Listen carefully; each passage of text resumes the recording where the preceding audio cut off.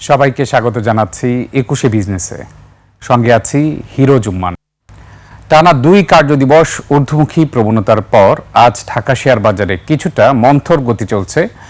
দিনের শুরুতে সূচকের ঊর্ধ্বমুখী প্রবণতা থাকলেও এখন সূচক নিম্নমুখী প্রবণতা রয়েছে। এছাড়া মোট লেনদেন হওয়া কোম্পানিগুলোর মধ্যে বেশিরভাগ কোম্পানি দর হারিয়েছে এখন পর্যন্ত। লেনদেন হওয়া কোম্পানিগুলোর মধ্যে ১৩৭টি কোম্পানির দর বৃদ্ধি পেয়েছে, ১৮৬টি কোম্পানির দর হারিয়েছে। আপনারা জানেন গতকাল সূচকের অবস্থান ছিল ৫,২৯৮ পয়েন্টে। আজ এখন পর্যন্ত সূচক ২ পয়েন্টের মতো কমে দাঁড়িয়েছে ৫,২৯৬ পয়েন্টে। তবে লেনদেনের গতি গতকালের চেয়ে অনেকখানি কম মনে হচ্ছে। গতকাল আমরা অনেকদিন পর দেখেছি ১,০০০ কোটি টাকার উপরে লেনদেন হয়েছিল, ১,০৫৬ কোটি টাকা লেনদেন হয়েছিল। আজ এখন পর্যন্ত লেনদেন হয়েছে ৫৬০ কোটি টাকার কিছুটা বেশি। সব মিলে দেখা যাচ্ছে গতকালের চেয়ে লেনদেনের গতি কিছুটা কম আজ ঢাকা শেয়ার বাজারে। এছাড়া আপনাদেরকে জানিয়ে রাখি, এই সপ্তাহে ৫ কার্যদিবসের মধ্যে আজ সহ আমরা দেখতে পাচ্ছি ৩ কার্যদিবসই নিম্নমুখী প্রবণতা, আর ২ কার্যদিবস ঊর্ধ্বমুখী প্রবণতা ছিল গত ২ কার্যদিবসে, যার মধ্যে গতকাল লেনদেন হয়েছিল ১,০০০ কোটি টাকার উপরে। তবে বাজার বিশ্লেষক সহ যারা শেয়ার বাজারে বিনিয়োগ করে থাকেন তাদের একটাই অনুমান মনে হচ্ছে যে ৫,২০০ পয়েন্টের উপরে সূচক খুব একটা বেশি ওঠানামা করছে না। আপনারা জানেন গতকাল ৫,২৯৮ পয়েন্টে গিয়ে স্থির হয়েছে। এই ৫,২০০ থেকে ৩০০-র মধ্যে অনেক দিন ধরে ঘুরপাক খাচ্ছে শেয়ার বাজারের প্রধান সূচক ডিএসই এক্স।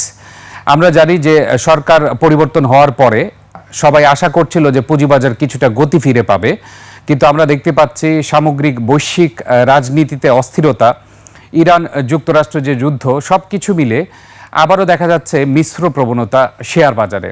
এবং আমরা দেখতে পাচ্ছি যে কিছুদিন পর পর শেয়ার বাজারে লেনদেনের গতি কমে যেত, এখন কিন্তু দেখা যাচ্ছে লেনদেনের গতি কিছুটা স্থির রয়েছে।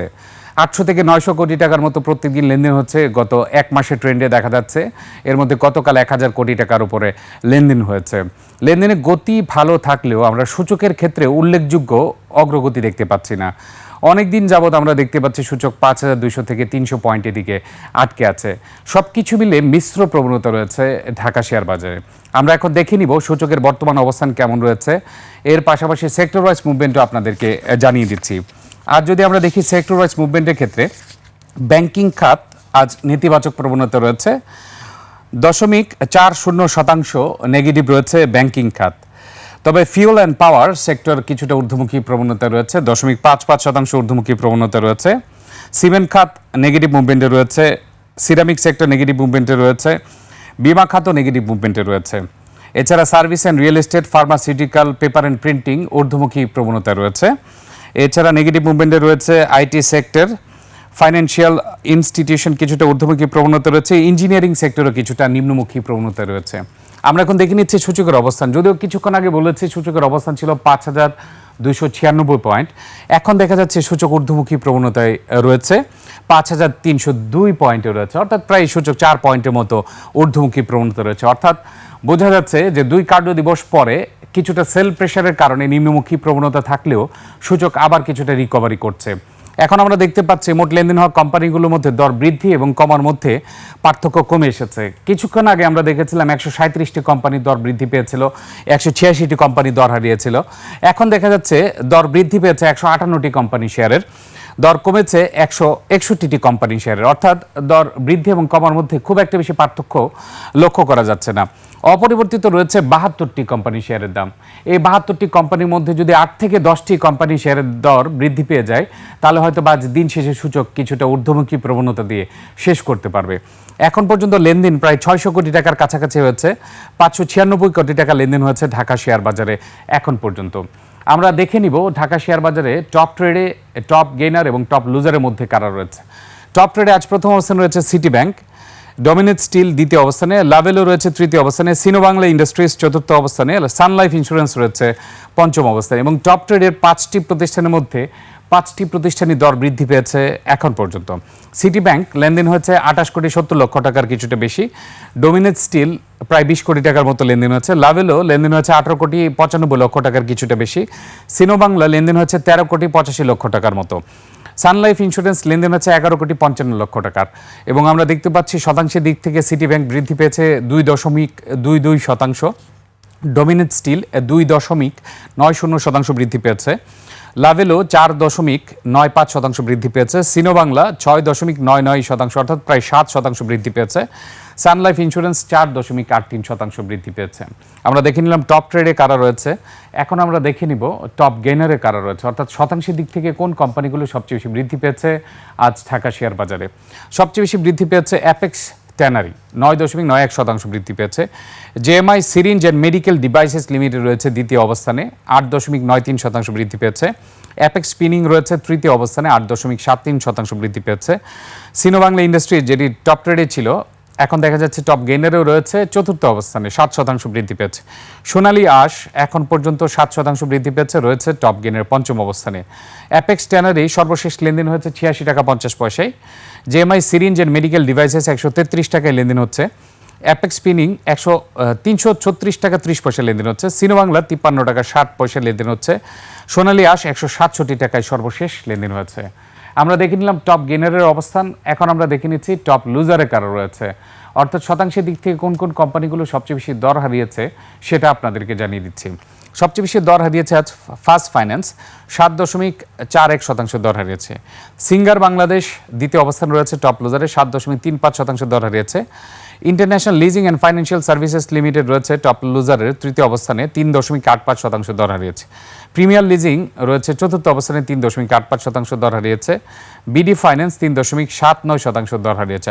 আমরা দেখতে পাচ্ছি টপ লুজারে 5টি প্রতিষ্ঠানের মধ্যে 4টি রয়েছে আর্থিক প্রতিষ্ঠান খাতের, অর্থাৎ আর্থিক প্রতিষ্ঠান খাতের দিকে বিনিয়োগকারীদের নেতিবাচক প্রবণতা রয়েছে, যার ফলশ্রুতিতে আমরা দেখতে পাচ্ছি কিছুটা দরপতন হচ্ছে এবং সার্কিট ব্রেকারের সর্বোচ্চ লিমিট থাকে 10%। আজ আর্থিক প্রতিষ্ঠানের যে কোম্পানিগুলো রয়েছে এর মধ্যে ফার্স্ট ফাইন্যান্স 7.5% মতো দর হারিয়েছে। ইন্টারন্যাশনাল লিজিং প্রায় 4% মতো দর হারিয়েছে। প্রিমিয়ার লিজিং প্রায় 4% মতো দর হারিয়েছে। বিডি ফাইন্যান্সও 4% মতো দর হারিয়েছে। আমরা এখন দেখে নিতে চাই জ্বালানি খাতের কি অবস্থান রয়েছে। আপনারা জানেন যে বৈশ্বিক রাজনৈতিক পরিস্থিতিতে জ্বালানি সংকটের কারণে এই খাতে কিছুটা প্রভাব পড়ে থাকে। জ্বালানি খাতে আজ কি প্রভাব পড়েছে সেটা আমরা দেখে নিচ্ছি, যদিও আমাদের পরিপূর্ণ আপডেটেড ডেটা নেই। দর্শক দুঃখিত, এখনও রিফ্রেশ হয়নি, যার ফলশ্রুতিতে আমরা আপডেটেড ডেটা দেখতে পাচ্ছি না জ্বালানি খাতের, কারণ জ্বালানি খাতের অন্যান্য প্রতিষ্ঠানও চলে আসার কথা ইতিমধ্যে। আমাদের হাতে যখনই তথ্য চলে আসবে তখনই আপনাদেরকে জানিয়ে দিব। আমরা এখন প্রথমে দেখে নিতে যাচ্ছি ব্যাংকিং খাতের কি অবস্থান রয়েছে। এর পাশাপাশি সেক্টর ওয়াইজ মুভমেন্টের মধ্যে কিছু উল্লেখযোগ্য সেক্টর, টেক্সটাইল সেক্টর আজ 0.38% দর হারিয়েছে।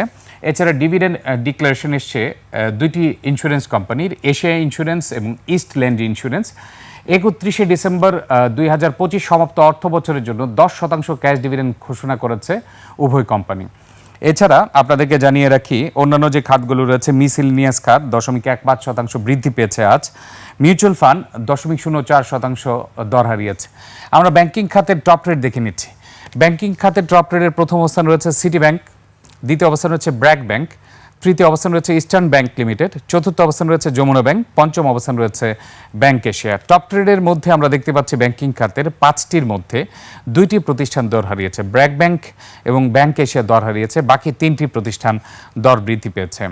সিটি ব্যাংক 29 কোটি টাকার উপরে লেনদেন হয়েছে, ব্র্যাক ব্যাংক 9.19 লক্ষ টাকা লেনদেন হচ্ছে, ইস্টার্ন ব্যাংক লিমিটেড 5 কোটি টাকার উপর লেনদেন হচ্ছে, যমুনা ব্যাংক 3.32 লক্ষ টাকা লেনদেন হচ্ছে, ব্যাংক এশিয়া 2.59 লক্ষ টাকা লেনদেন হচ্ছে। সিটি ব্যাংক সর্বশেষ লেনদেন হচ্ছে 32 টাকা 20 পয়সায়, ব্র্যাক ব্যাংক লেনদেন হচ্ছে 73 টাকায়, ইস্টার্ন ব্যাংক লিমিটেড লেনদেন হচ্ছে 27 টাকা 50 পয়সায়, যমুনা ব্যাংক লেনদেন হচ্ছে 23 টাকা 30 পয়সায়, ব্যাংক এশিয়া লেনদেন হচ্ছে 21 টাকা 10 পয়সায়। আমরা সেক্টর ওয়াইজ মুভমেন্ট দেখে নিয়েছি, আমরা ডিএসসির অবস্থানও দেখে নিয়েছি এবং সেক্টর ওয়াইজ মুভমেন্টের ক্ষেত্রে টপ ট্রেডের আমরা দেখেছি ব্যাংকের প্রথম 5টি প্রতিষ্ঠান। এখন দেখে নিচ্ছি ব্যাংকের ষষ্ঠ থেকে দশম অবস্থানে কারা কারা রয়েছে। ষষ্ঠ অবস্থান রয়েছে সাউথ ইস্ট ব্যাংক, সপ্তম অবস্থান রয়েছে আইসিবি ইসলামিক ব্যাংক, অষ্টম অবস্থান রয়েছে ন্যাশনাল ব্যাংক লিমিটেড, নবম অবস্থান রয়েছে প্রিমিয়ার ব্যাংক, দশম অবস্থান রয়েছে আইএফআইসি ব্যাংক। আমরা ব্যাংকিং সেক্টরের অবস্থান দেখেছি। ঢাকা শেয়ার বাজারে আজ সূচকের অবস্থানে কিছুটা পরিবর্তন এসেছে, যদিও কিছুক্ষণ আগে নেগেটিভ ছিল, এখন ঊর্ধ্বমুখী অবস্থানে রয়েছে।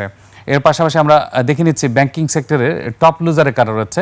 Rupali bank, Midland bank, NCC bank, bank Asia, Pubali bank রয়েছে ব্যাংকিং সেক্টরের টপ লুজার প্রথম থেকে পঞ্চম অবস্থান পর্যন্ত। আমরা দেখে নিচ্ছি ব্যাংকিং সেক্টরের টপ ট্রেড এর পাশাপাশি ব্যাংকিং সেক্টরের লুজারের অবস্থান দেখে নিচ্ছি, ডিএসসি ইন্ডেক্সের অবস্থানও দেখেছি। আজ ইন্ডেক্সের যে গতি রয়েছে আমরা দেখছি যে ব্যবধানটা কমে এসেছে দর বৃদ্ধি এবং কমার ক্ষেত্রে। কিছুক্ষণ আগেও আমরা দেখেছিলাম দর বৃদ্ধি পাওয়া কোম্পানির সংখ্যা কম, কিন্তু এখন দেখা যাচ্ছে দর বৃদ্ধি পাওয়া কোম্পানির সংখ্যাটা বেড়েছে। অপরিবর্তিত প্রতিষ্ঠান থেকে যদি আর কিছু কোম্পানির দর বৃদ্ধি পায় তাহলে হয়তোবা সপ্তাহের শেষ কার্যদিবসটি ঊর্ধ্বমুখী প্রবণতা দিয়ে শেষ করতে পারে। দর্শক, এই পর্যায়ে নিচ্ছে একটা বিরতি, ফিরছি একটু পরে, ততক্ষণ আমাদের সঙ্গেই থাকুন।